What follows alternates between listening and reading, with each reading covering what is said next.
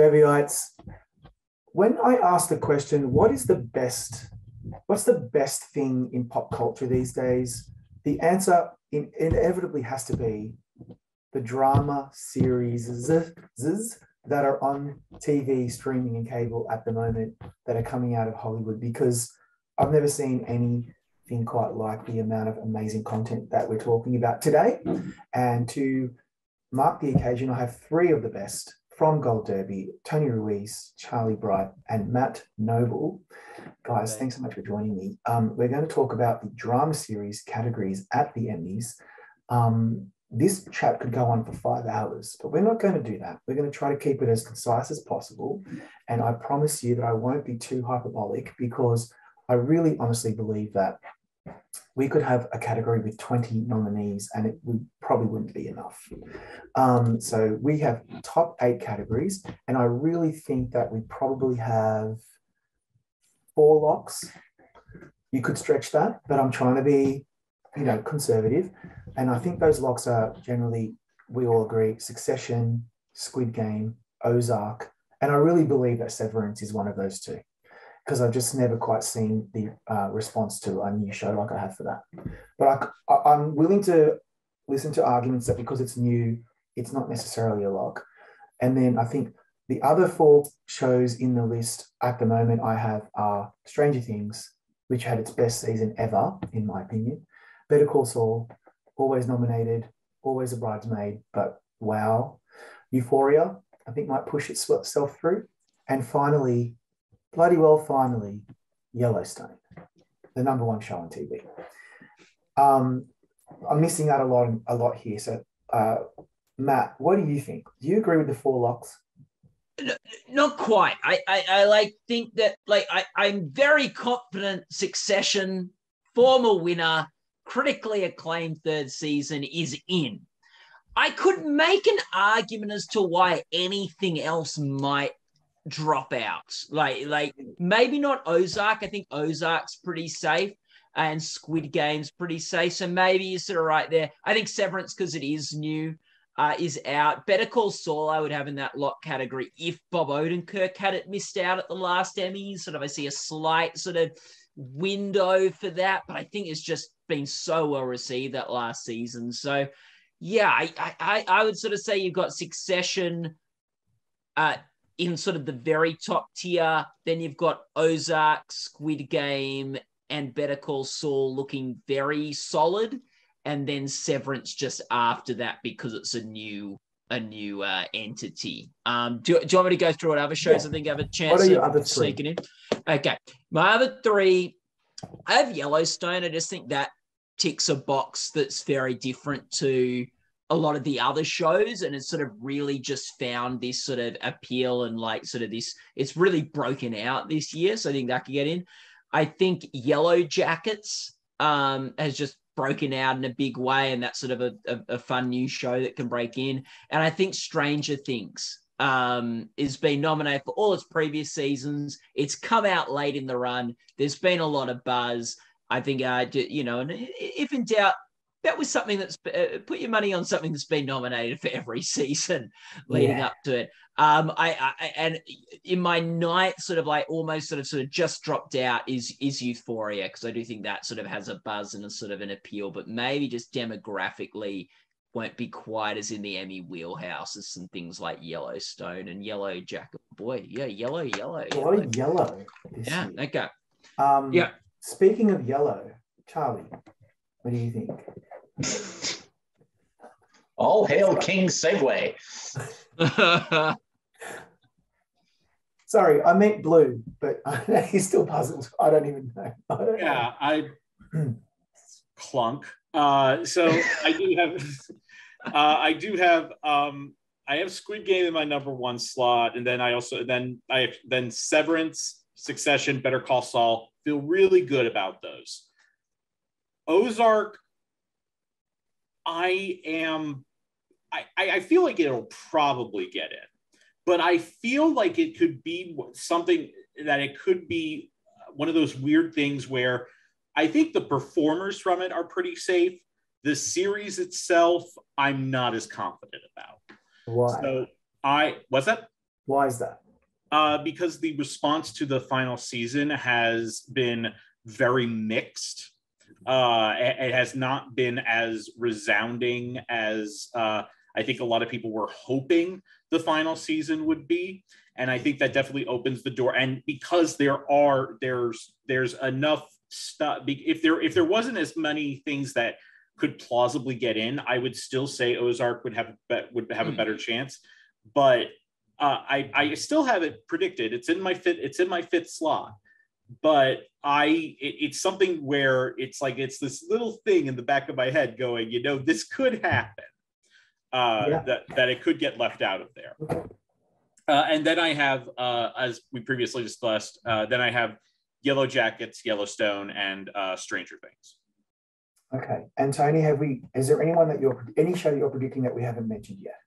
No, actually, I'm being very safe right now because my 8 are the top 8 at Gold Derby right now. Mine are as well. That feels so weird. It feels so weird because I almost never do that. But I think I think of the group, the one that I completely agree with Charlie. I think Ozark is the one that I'm least confident about, even though I have it in my number 5.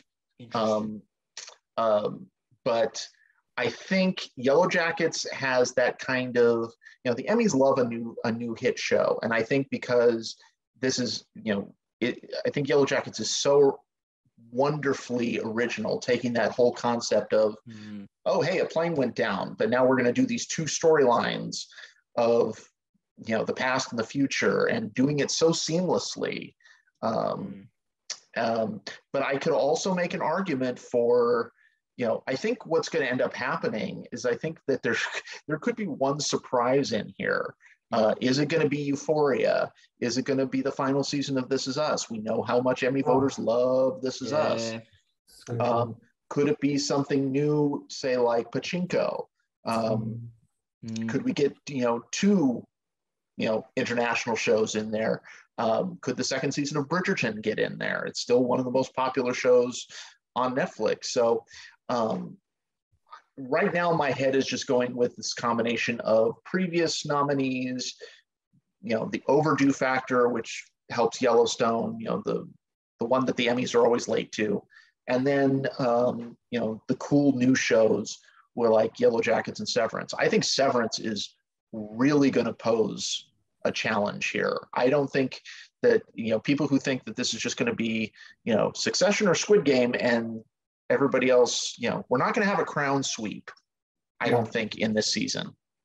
I think Severance is going to be very, very strong. You know what though? Like, I don't have Yellow Jackets at the moment because I have Euphoria, and that's in the ninth spot in our predictions. And I'm really like, I don't know what to do because Yellow Jackets definitely needs to be in the top 8, but I believe Euphoria is going to break through, and so that could be a surprise snub there. And I think if any of the shows, it's probably Yellow Jackets. But I'm hearing what you're saying, Charlie, about Ozark, and I think that's a good point. Yeah, that's making me. Of course, it's a good point. Of course, it's a good point. You know what though? Oh, go ahead, Matt. Go ahead. I do think Ozark's in a really interesting position where I do think it's relatively safe for nomination, but it's not maybe the show that you think might challenge Succession for the win, and there's shows that might be more likely of dropping out of the nominations, but if they get in, might have a better tilt at taking the crown here. But no, I do think I do think partly because of and again, Succession's not missing out, but because there's so many competitive shows this year, I do see you almost could see any other show get a shocking snub. Going, how did that miss out? It's going to happen. Yeah. Something's going to get shockingly snubbed. Yeah. And I'm terrified that it's going to be Yellowstone because I'm just not quite sure that are we inflating Yellowstone's chances? Do any of you see a world in which Yellowstone completely just misses the boat? Because if that happens, I can see that. Of course. Yeah. It's one. I actually had a lot of trepidation about predicting it in the first place because they've been so. Because the TV Academy has been so reticent to even acknowledge it.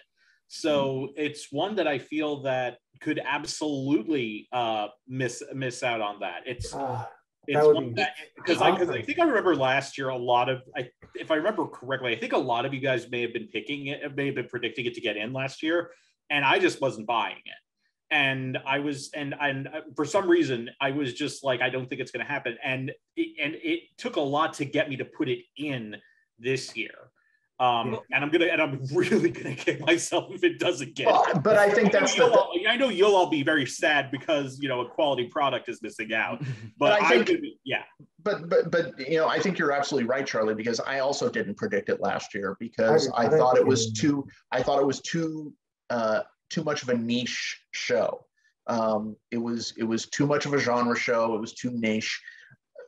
I think what we've seen over the course of the past year is that it's exploded in a way that I don't think anybody really predicted. And so now the fact that it got in that cast nomination at SAG, I think speaks to the fact that it is higher profile now. It is the biggest show on television.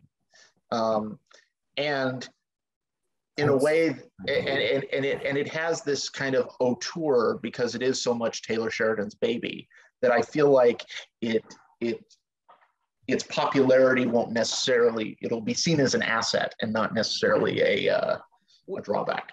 We got indications over the winter that, like, with the SAG nomination, that this is a show that has industry support and PGA, that it has, which we haven't really seen, we hadn't seen before for that show. So it's like, it seems like it's got the feel of one of those shows that just sort of breaks a bit late in its run and just sort of becomes something that sort of appears on the industry radar. And they go, oh yeah, this is a good show. Let's kind start of like voting. Friday Night Lights, maybe? Like Friday Night Lights, like The Americans, Yes. Schitt's Creek. Schitt's Creek, yeah. Like it seems in that vein. Now, does that mean it will break through in all these awards? No, like, we're just going off some indicators we got over winter, and it does seem like the kind of show that, if given attention, would be in the Emmys wheelhouse. Who doesn't like the industry loves these Westerns and like these sort of sweeping stories. So, but like, I could see it popping up everywhere. I could see it popping up nowhere and just missing out everywhere. Or it might just get a couple of one or two here and there. Like, I don't know. Could be like, it's not the final season of Yellowstone, is it, Rob? No. So it could be like Friday Night Lights, where it breaks through in a few categories this year, and then for the next season, it has an even bigger. Right. It builds. So yeah, I think the Schitt's Creek comparison is totally apt because Schitt's Creek really didn't break through until the 5th season. It didn't get anything until the 4th season, and that 4th season it only got in series, both lead actor and actress. I think maybe casting or something like that. Right. And then it was until the 5th season, the final season, that it totally exploded. Yeah, Schitt's Creek's the one that's Friday Night Lights is a little bit different to the others just because the first season there was a bit of buzz and it sort of got snubbed in the first season, and then like it then made a comeback for the final two. But no, I think they're all pretty apt analogies. Good analogies. So I think the saddest thing about this category is there'll be a lot of shows that will miss out, and so you guys have already alluded to this. For example, This Is Us final season. I really love that show. Nothing makes me feel something like that. Feelings? Yeah, actual feelings. You have a family. I know. No, I meant on television. It makes me think about my family. There's an episode where Milo Ventimiglia's character is at his father's or mother's, I can't remember, wake and a funeral, and I was in tears. It was just really, really beautiful. So I think that's really a really good show that will miss out. I think Pachinko will miss out, and that is magical. What a beautiful, amazing show. The Morning Show season 2 I thought was incredible. I just cannot believe that is probably not in the mix. And then you've got other things like The Good Fight and Killing Eve and Tokyo Vice and Loki and Tehran, which I thought was amazing. I've had so many people in the past couple of weeks say to me, hey, that Slow Horses is great. Slow Horses, yeah. Really good. Foundation, Evil. Like, there's just so many. Like, we don't even have time. Out of Range. we all have our favorites, right? And they're all going to probably, unfortunately, miss out, and they all deserve to be there. And even you know, there's a show that I've completely slept on. I haven't seen. I don't know anything about it apart from the title, Winning Time, Rise of the Lakers Dynasty. I have no idea if that's even any good, but people are telling me that it's fantastic. So, you know, like, it's really sad that so many shows are going to miss out, but you know, it is what it is. So and I think yeah. Don't sleep on like a Killing Eve or a Bridgerton who got nominated for their last season that no one's really talking about. And, you know, just classic Emmys can just go with what they've gone with before. So true. Let's segue over to drama actress. I think really it's hard to say what the locks are here, but I think there's three. I think Zendaya is back. I think Laura Linney is very likely to be back. And then I really believe that Mandy Moore will come back again as well for her final season, because I think she's had the most attention out of This Is Us final season. And then the other three at the moment that I have are Melanie Linsky from Yellow Jackets, Jennifer Aniston from The Morning Show, which I think she's on shaky ground, and then Kelly Riley, the one that I'm hoping for the most, to me, the best character in Yellowstone, playing Beth Dutton. There's so many others, though. Do you agree, Tony, that we probably have three locks in the drama actress category? Yeah, I actually think there might be four. Okay. I think Zendaya, I think Laura Linney, I think Mandy Moore. I think Melanie Linsky is more of a lock. I think she's getting in, and I think she's I think she even has a good case to be made that she could win this. The other ones that I'm going a little safe right now. Well, I'm doing one safe and I'm doing one really long shot. I'm going Sandra Oh for Killing Eve. And I'm going Britt Lauer for Severance. Oh my God. If Severance hits big, and I think it will, I think it's a really good, in a really good position to get nominations for series and for writing and directing. I think Britt Lauer has to go along with it. She has to. I'm doing. You've convinced me. Yeah. I'm putting her in. That has to happen. Just has to. Okay. Very good choices. That being said, I would love for Kelly Riley. I really would. Yeah. And I would love Christine Baranski to get the Emmy that she has deserved for so long for playing Diane Lockhart. But yeah. Why are the Emmy voters asleep on that show? I don't understand it. It's so good. The Good Fight is better than The Good Wife. It's astonishing. It's astonishingly good. Charlie, have we missed anyone that you think are that you are predicting? No, I originally did have the top six in there, but I recently I had Sandra Oh in there. I took her out. I put in Mandy Moore, and then I just took out Jennifer Aniston, and I'm putting in Britt Lauer for Severance, because I think you guys have made a really good point about that. But yeah, I feel like those top four that Tony said, Linney, Zendaya, Comer, Linsky, are pretty safe, if not locks. Laura Linney, who has my favorite line delivery of the entire television season. I won't say it. I'm not going to say it here because it's not safe, but I will. But it's my personal favorite. It's during the scene where Jason Bateman is confronting the guy who's been antagonizing him in traffic. Oh my God, I can't wait to watch it. Matt, anyone else? And you're unmuted. Sorry, I'm muted. I'm back. Yeah, Laura, no, like the names you all thrown around are pretty good ones. I don't really disagree at all. Boy, like it's a bit like what we were saying with drama series. It's such a crowded field, like sort of anyone could get snubbed and it wouldn't be super shocking, right? Like, because it'd be like, well, it would be shocking, but there's just, you could see anyone sort of falling out of the lineup. Probably not Laura Linney or Zendaya, though we have seen some snubs in the past on the back of a win. So that'd be interesting. But no, I think the interesting things are like Killing Eve and The Morning Show do have less buzz than they have had previously. So it'll be interesting to see where the women on both of those shows land. And I think that puts them in a little bit of danger. Although I have Comer and Aniston in my predictions, I am a little bit shakier than I have been in the past. The kinds of people that could take their slots, I think, are the people you've been throwing out. So I don't have too much to add there. I'll just mention Minha Kim from Pachinko, Neve Sultan from Tehran.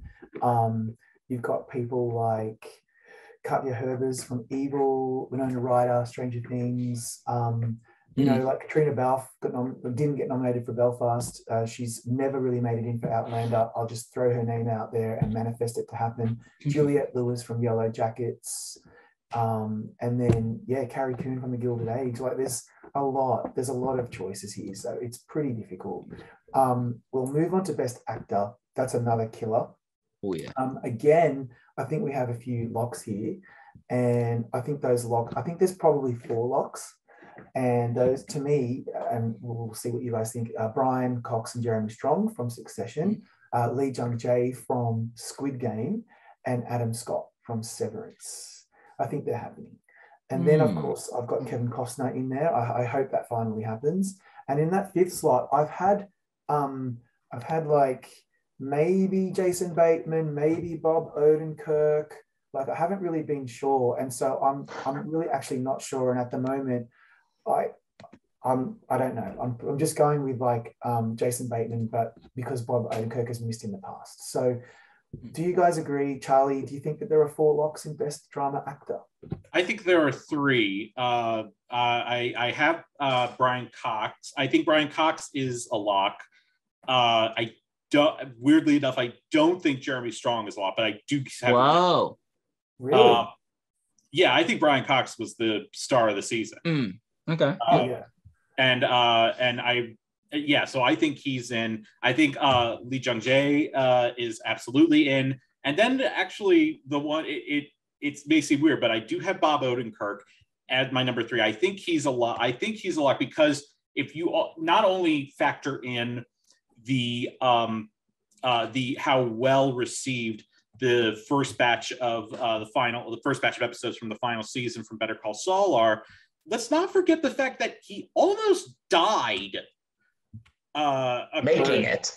Yeah, he almost died during the filming of it. He went into cardiac arrest. Oh my god! It's unbelievable, and we're so happy, of course, that he made it because we adore him. And so I think let's not forget that, and that Emmy voters may go, oh yeah, that happened. Let's not forget him. They're also famously an unsympathetic crew. That is very true. That is very true. That is extremely true. The one year Julia Louis-Dreyfus didn't win for Veep was the year after she had gone through cancer treatment. That's right. She had won 6 in a row. So. Yeah, that is fair. Yeah. That is fair. That is fair. So in addition to those, to the 3 ones that I think are locks, and then also Jeremy Strong, I do have Jason Bateman making it in for Ozark. And I feel, I wish I could say Adam Scott I felt like he was a lock. I have him in my 6th spot. Because I do think his performance in Severance is amazing. And to me, it's like, we've been seeing his skills as an actor, but actually we've mainly seen him as a comedic actor. But this is just like seeing him as just a fully formed performer, and it's absolutely incredible to watch. So I do have him in my 6th slot, but I feel like he could be one that misses out, even if the show, like, it's weird. Like, I feel like he's someone who, even if the show does really well, he could still miss out. Horrifying, but you're right. Which is mind-boggling. That's what I'm going in with right now. Actually, this is a strange category for me because I actually feel really strong about 5 out of my 6. I feel like Cox and Strong and Lee Jung Jae and Jason Bateman and Bob Odenkirk are my safe picks. The sixth pick is the one that I'm not sure about. And right now I have Kevin Costner in because I think if anybody's going to get nominated from Yellowstone, acting wise, I think he's the safest one to get nominated. But I think it's either going to be Costner or it's going to be Adam Scott. Oh my God. And there's one name I'm surprised. I think Sterling could also be in there too. That's the one I'm surprised about. What about Milo Ventimiglia? Both of them, but Sterling, yes. But oh my God, that's crazy. Matt, anyone else? Look, I had this as a Guts No Glory pick, but it's just so crowded, I had to take them out. I thought Gary Oldman from Slow Horses is the kind of guy you could see just sneaking in here, past Oscar winner, respected. People who watch it love that show and performance. So, but I don't have him in my list. I as we've been talking, I've been switching people in and out just because it's like there are names here that I just don't see missing out. But that list is more than 6. So someone's missing out. Yeah.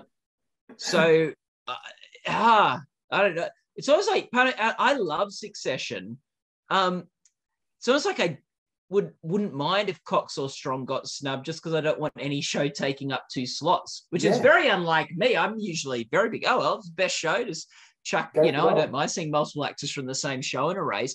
But they're all so good. Yeah, Cox, Strong, Odenkirk, Jung Jae, Bateman, Costner, and Adam Scott are the 6 that I think are your 7 that are the front runners, and just really, other than probably Brian Cox, and who knows who's going to miss out there. But I think I really hope Bob Odenkirk doesn't get snubbed again, and I hope there was some maybe there'll be sometimes when people get snubbed the next year they get back in just because everyone was expecting them to get in the previous year. And I think with Better Call Saul has released itself late in the Emmy run this year. So that's good. It's fresh in voters' minds. There'd be no greater, I really would love Bob Odenkirk to have at least a crack at winning this thing, even though it's such a tough field. So yeah, boy, what a race. This one is the one that I'm stressing out most about, actually, of all the ones we've chatted about today, just looking at the names, and I just don't feel comfortable taking anyone out. Yeah, it's killer. It's a nightmare, actually. Bateman's won for directing Ozark in the past too. Yeah. So there's a lot of love for him in that show. I was watching that ceremony with Tony at our former Gold Derby employee Zach Law's house when that happened, and that was that was the win of the night where we went, what? and of course, our reaction was the exact same as Bateman's reaction. If you go back and watch it, he was just like, what? Yeah, insane. Throwing out some extra names before we move on: Lee Pace, Jamie Dornan, the tourist Lee Pace from Foundation, Jeremy Renner from the Mayor of Kingstown, he's excellent in that. Mike Coulter, Evil, Josh Brolin is so good in Outer Range.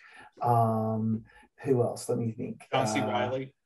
Yes, John C. Reilly in Winning Time. Jin Ha in Pachinko. Patrick Stewart has never been nominated for playing Jean-Luc Picard. How horrifying. Tom Hiddleston is so good as Loki. Lee Min-ho in Pachinko as well. And yeah, the 2 guys from This Is Us. Jesus Christ, this is crazy. Looking at the supporting categories just briefly, I believe that Julia Garner's going for her 18th win in a row. And Sarah Snook, Jung Ho Yeon are most likely in there too. Patricia Arquette completely and utterly blew my socks off in Severance. J. Smith Cameron will finally make it in. And then you've just got a whole bunch of people like Yeo Jong Yun from Pachinko and Sydney Sweeney from Euphoria and Christina Ricci and Rhea Seehorn has never been nominated. Wake up, voters. What do you get her in? Let her in. This year's got a good chance, right? She's got a good chance this year. I say that every year, and I hope every year. I refuse to do it. I can't do it. A year without. I can't either. I'm doing it. A year without. I hope you're right. I do think it's been hard the last couple of years supporting actress with The Crown and Handmaid's Tale that have both just soaked up so many of those supporting actress slots. I think there are a few more, like, again, it's very crowded and she could miss out because, you know, it's just there's so many contenders that are in the list. But I do think, like, you know, some of those years, Handmaid's Tale and like The Crown would take up like 3 or 4 slots. And I guess like Emerald Fennell getting in for The Crown last year. Yeah. So I just think those shows were so loved by the Academy / stacked with great female actresses that it does give other shows a look in here. And I think like that this is surely the year for Ray Seahorn without those shows in the mix. Like I don't want to tempt fate and like you get people's hopes up. But now watch 2 actresses from Stranger Things get in. Yeah, this is where we get how many Succession actresses are on the ballot? 2. 2, just 2. Okay. Only 2. Oh, okay. Well, that's got good. Like 3 or 4 like of the smaller roles, but there's only going to be 2 that come in. You would hope so. I think you're right. I would hope so. Ray is Seahorn's best chance because we don't have Handmaids and The Crown just taking up all the space. I hope so because I hope she doesn't take it personally from the years past that she's been snubbed because she is phenomenal in Better Call Saul. She should have won by now. Yes.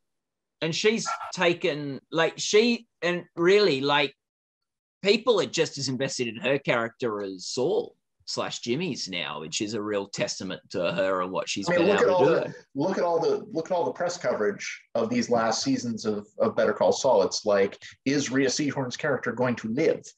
Yeah. You know, that's the question that everybody is focused on. Yeah. So yeah, it's a tough one. Has anyone else got anyone else that they want to throw? I think Patty Arquette is getting in here. I think Patricia Arquette is definitely getting. I mean, again, Patricia Arquette's one of those people. It's like, oh, she's on the ballot. Okay, yes. It's nice to see Patricia Arquette. It's nice to see Patricia Arquette playing batshit crazy roles again, which I liked Prestige Patricia Arquette. I mean, that's wonderful, and I'm so happy she has an Oscar. But I'm liking this, and she's so insanely good on Severance. Oh my god! I will say the one that this is probably one that's probably one of the most out there that I'm going with. But I decided to throw in for shits and giggles, Hunter Schafer for Euphoria. Oh, good one. I think if anyone from Euphoria makes it in, it's a complete. Yeah. Can I just say, like, Millie Bobby Brown is she's not that low in our predictions, but she's not in the top 8. But she's been nominated for the past 2 seasons. The show had a very late release, Stranger Things season. I'm not sure why she's not getting love. She's great. I think I just think the crowded nature of the category. Yeah. That's fair. Yeah, and Glenn Close is in Tehran, and if you've seen it, you know that she's like incredible. She speaks beautiful Farsi, and she's dynamite. So this category could throw up some surprises. Moving on to supporting actor, that's another one that could just be Succession. Yeah, and 2 Severances, but and then also 2 Squid Games. But God help us all. If I don't see Christopher Walken in here for Severance, I'm going to riot. He's so good.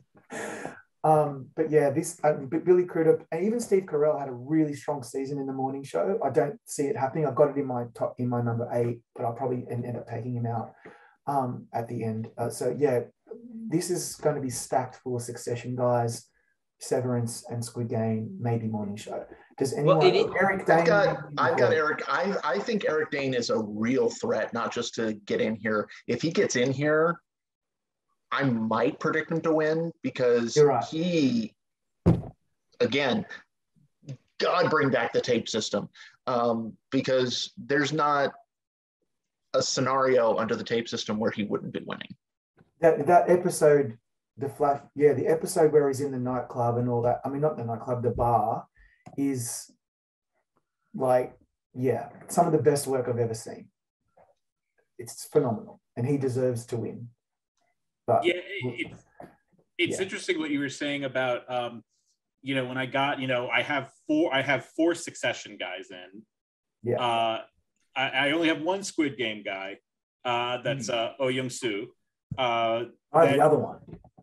And I got Billy Crudup for the morning show, and perennial nominee Giancarlo Esposito.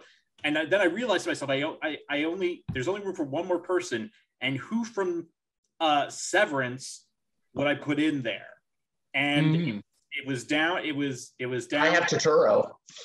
It was down to Turturro and Walken, and I went with Turturro. I'm going with incredible. I mean, ideally both of them would be nominated, because it's such a one. Their performances are such a 1-2 punch, But I am going with Turturro since his character is a bit more prominent throughout the whole series as opposed to Walken. That's not a bad pick because with Severance, I think is a show that if it does well, it will be because members of the Academy have watched it and loved it. So that is the show where they probably will be ticking the box more on the performance that they loved. Like the one that connected with them the most. Although, like we've seen in the past, if you love Severance, and you think those two were like such a so hard to split, Charlie, and it's a 1-2 punch, don't you tick both names on the ballot? Will we see both of them in or neither of them in? Well, you would think, but then there's also some of the other supporting characters that aren't as big names, someone like Trammell Tillman, and I'm trying to remember the guy who's the other the other person who works at the place, and I can't. I've completely forgotten his name. Yes. I can't think of his name because I'm a terrible person. That's not the reason. Yeah, it's kind of the reason. But we could very well see maybe like 3 Severance people get in here. It would be really something if we saw more Severance guys. Zach Terry. Oh, Zach Terry. Okay.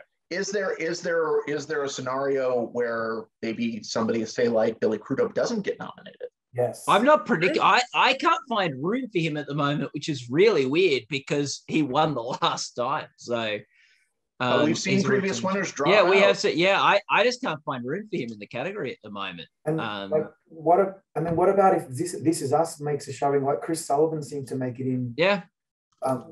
They could get 2 people in. And what if Yellowstone really does knock it out of the park? They've got 3 contenders who could all easily make it in, like Cole Hauser. And what about, Tom Pelphrey is in Outer Range, or like a real outsider, I don't know, someone from Pacheco. Well, good. They could give Tom Pelphrey the Emmy nomination he should have gotten for Ozark. Yeah. And then one of the still not over that either. No, never going to get over that. That was it's so funny. We have to remember that whenever we think the lockest of the locks of the locks can also miss out. Like Tom Pelphrey, nobody thought that was going to happen, and yet he missed out. And so that's why we have to throw out all these other names, like Owen Wilson in Loki. What an amazing performance! Why not him? Why not David Harbour in Stranger Things again? He's been nominated before. Yeah, do I have him in my list at the moment? I think I've got him in 8. He might go out at some point, but I don't have Giancarlo Esposito or Jonathan Banks, and that's stupid, but I just can't find room for them. Yeah, that makes it. And it's weird. It's hard with Better Call Saul, right? Because Jonathan Banks used to get nominated every year, And then him and Giancarlo were both nominated one year. And in the last season, just Giancarlo, not Jonathan Banks. So it seems like, and to be honest, as those guys, if either of those won the work they've done on that show and this season, so I'd be pleased. And I think they both deserve nominations. But you could make a very good case that actually Patrick Fabian is the actor on Better Call Saul that should be nominated this year, if only one guy can get in. Also Michael Mando as well. Well, Michael Mando as well. Like that actually, that maybe it's this season, those two that should be the Better Call Saul contenders. So it's hard. I think I've got Giancarlo in just because he got nominated last time, even though there wasn't a whole lot of buzz behind his performance specifically. Like he was the only actor that got in, even though I don't think he was the one that everyone was predicting to get in last time. So I'm going with him. Yeah. But yeah, Better Call Saul has 4 contenders, which could mean they end up with none in the race. Or maybe one of them will sneak in, but I'd love to see Patrick Fabian or Michael Mando get a nomination. I know we're not talking about winners, but Charlie, you were saying how you think only Oh Young-so is the only one that will get in for Squid Game, and boy, I think that would be actually really good for him if he was the only one from that show who made it in and was going up against people that might be competing against people on their own shows. Yeah. Remember, vote splitting can sometimes be a thing. Yes. Yeah. Whenever someone says it's not a thing, ignore that person because it can be. And I still think Park Hae-soo has a really good shot of making it in. In fact, if they love it that much, why not Anupam Tripathi? Because he's wonderful as Ali Abdul. So there's a lot, even and also, by the way, from Stranger Things, Jamie Campbell Bower as mystery person, which we will not talk about, is so great in that too. Okay, guys, thanks so much for that. We really could be here all day, but we shan't do that. Thanks again, everyone, for watching. Don't forget, Gold Derby is really the best place, the only place, really, for Emmy coverage. All the other sites don't compare. And we'll see you soon for more. Thanks.